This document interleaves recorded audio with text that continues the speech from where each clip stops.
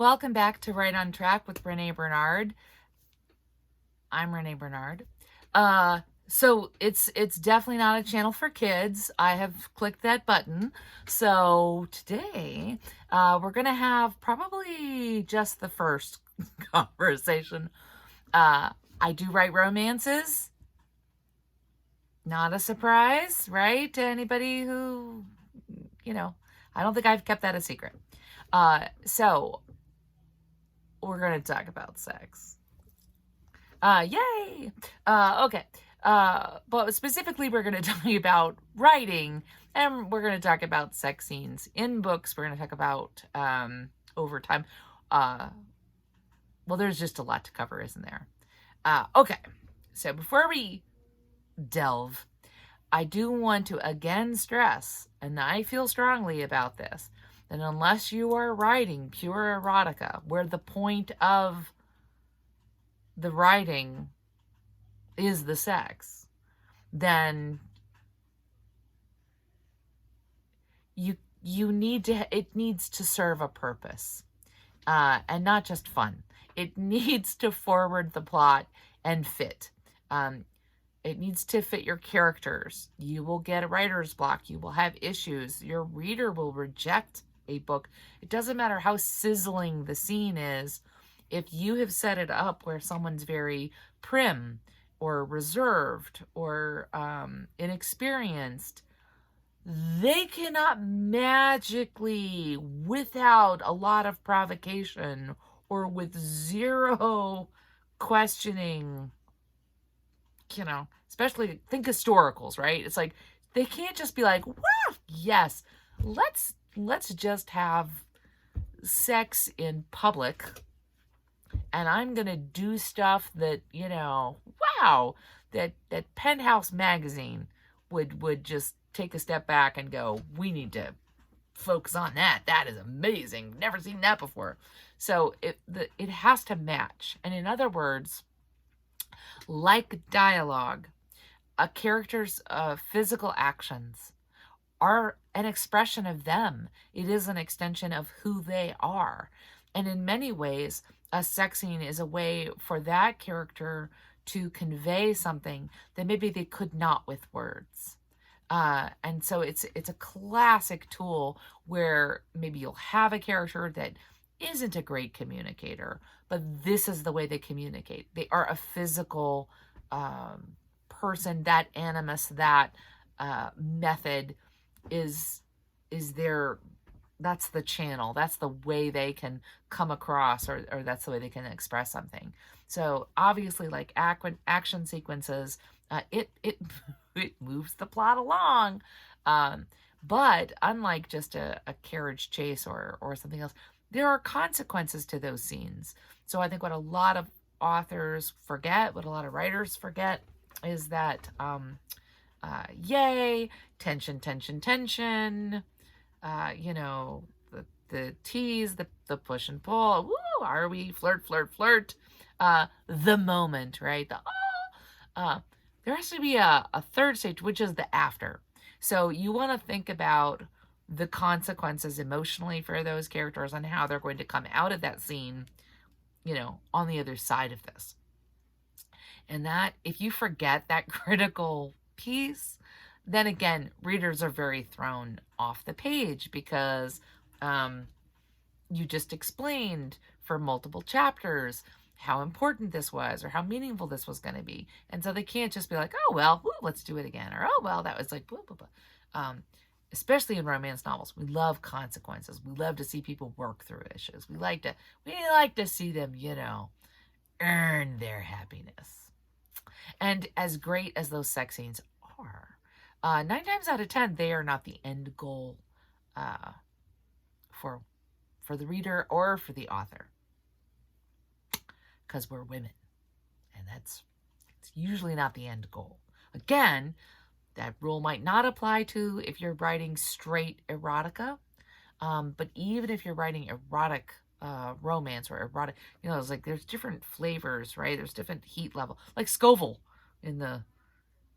I'm watching that Wing show and I'm just dying. But anyway, it's like Scoville. So you'll have heat settings And so again, you'll want to kind of honor whatever setting you've decided. This is it, you know. You have to respect that across the board. So, that's a very general overview, which is important. Thank you. But more specifically, common mistakes that writers will make is, again, almost like pacing. They'll either rush through the scene, I think because they're a little uncomfortable perhaps with writing this sort of sequence, or they're really taking this. Suddenly this is like 30 pages. It's like, and again, if it's an erotic book where the sex is the point, then by all means, take your time. But in most novels, you want to sort of pace that correctly and be true to your characters. It has to organically originate from them. Again, honoring who they are, how that is navigated and negotiated. And I'm going to go ahead and throw this in because I think this is consent is critical.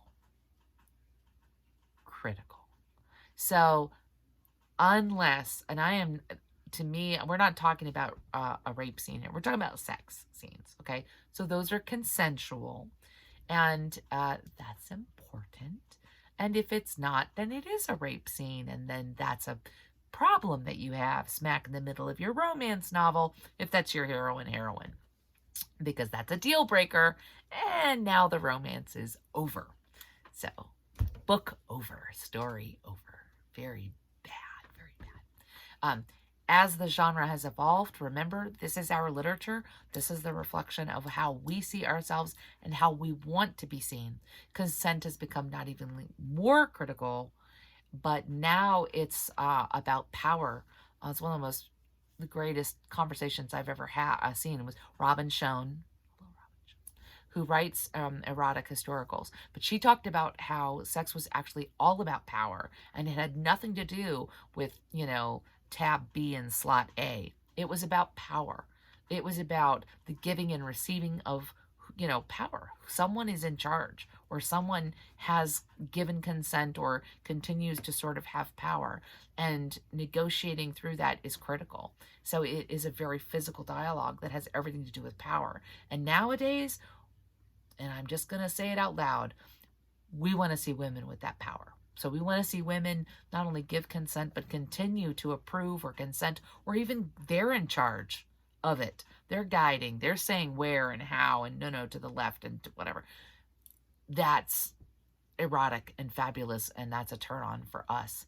So, in general, I'm throwing that out there. Okay, sorry, I promised I would drill down on the specifics. But like any other sequence too that's physical, one of the things to keep in mind is the choreography. Keep track of everybody's hands and feet.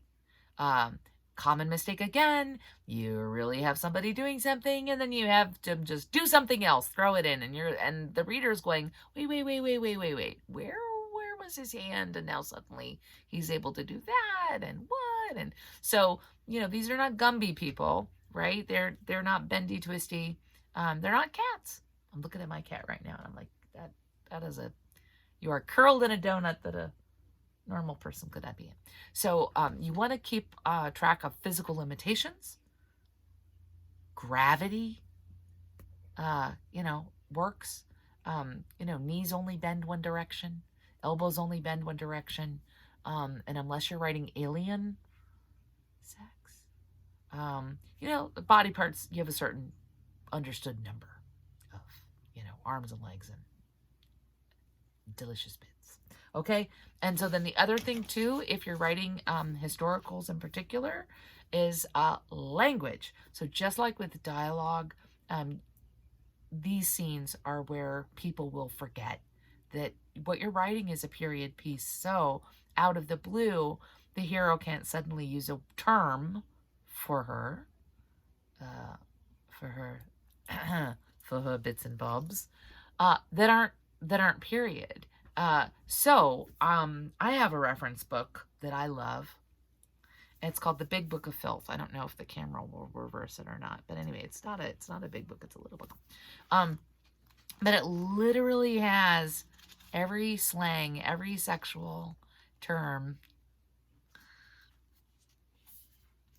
known to man, and it dates them, which is life and death.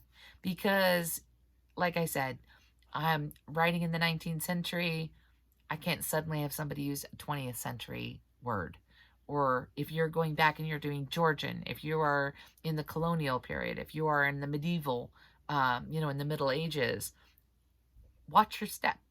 It doesn't seem like a big deal, but it will kill a sex scene if suddenly somebody is using blue language that, and by the way, this applies to cursing as well. So it's so easy to think somebody's just going to curse or it's like, did they know that word? Like, was that really the word they would have used back in the 14th century? I'm not so sure. So just mind your step. Mind your P's and Q's for sure. Okay. Gosh, have I covered it? Probably just the start of. But this is a good baseline for you. It's okay if your book does not have the deed. There are tons of readers out there that are hungry for just the love story, and they don't necessarily want to see behind the bedroom door. There are readers that will reject a book if it doesn't have some sizzle. And then there are readers that are like, no. I want this thing to be lava hot. I want to have to like use tongs to pick this book up. But know your audience and know you. It's what you're comfortable writing. It's your heat level. Don't force it. Inauthentic writing is bad writing. There's just no way around it, guys. So if you're comfortable, your reader's going to be comfortable. If you are not comfortable, they will sense it, and it will not be a successful scene. And again, because you'll either be racing through it or slowing down, whatever, your pacing will be off. Somebody will suddenly have a third arm. You think you're being kinky, but you're going to come up with something that's a firm no. God, no. Or again, if it's not authentic to the character's heat level, you may be fearless. But again, if you've created a character that is very fearful, then you have to respect those lines. Or the writing gods will punish you. Ooh. And that's it for today. Thank you so much, everybody. Stay right on track, and good luck with those scenes. If you have specific questions, challenges, or issues, send me a note, and I'll do my best to address them. Bye, everybody, and good luck out there. Bye.